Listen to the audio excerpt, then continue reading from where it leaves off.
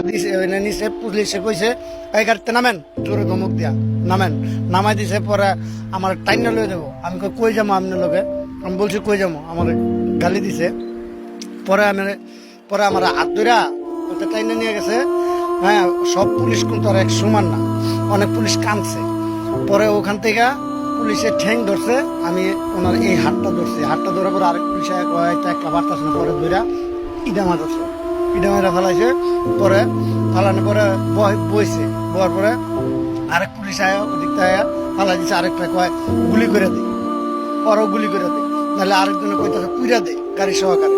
একটা পুলিশ প্লাস্টিকের টুরকি আসলে মেন্টিগিরি করে না, ওই টুরকি আসছিল আর প্লাস্টিকের ওই যে রাস্তার ভিতরে না ওডি আসছিল, ওডি দিয়েছিল, ওডি দিয়া পুজা দিতে চাইছিল, বুঝছেন।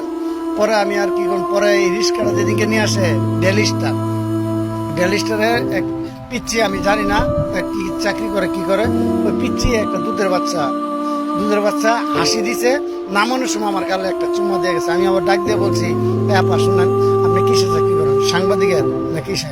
হ্যাঁ সাংবাদিক। তাহলে আপনার কাছে আমি একটা সত্যি কথা বলি, আপনি যদি বাংলাদেশে কেউ কাছে পৌঁছায় দিতে চান তাই দিয়েন, না পারলে মেরে নেন। এই কথা দিয়ে আমি এই কথাটি ডেলিস্টার বলছি।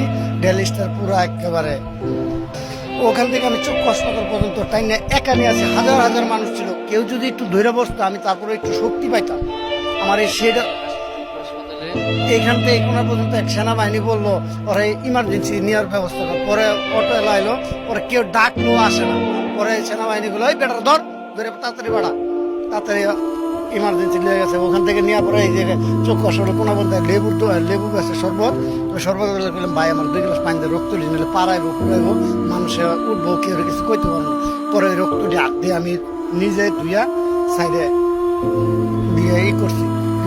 পরে ওই গাড়িটা নিয়ে আবার 3-4 দিন 1 সপ্তাহ ওইখানে আমি আইসা দেখি। আর পরের দিনকে আমি 1 গ্লাস ঠান্ডা পানি খেয়েছি, ওই দোকানটা খোলা থাকে, রাত্রে খোলা থাকে। পরে পানি কিনে খাইয়া পরে আবার সদরঘাট গেছিলাম।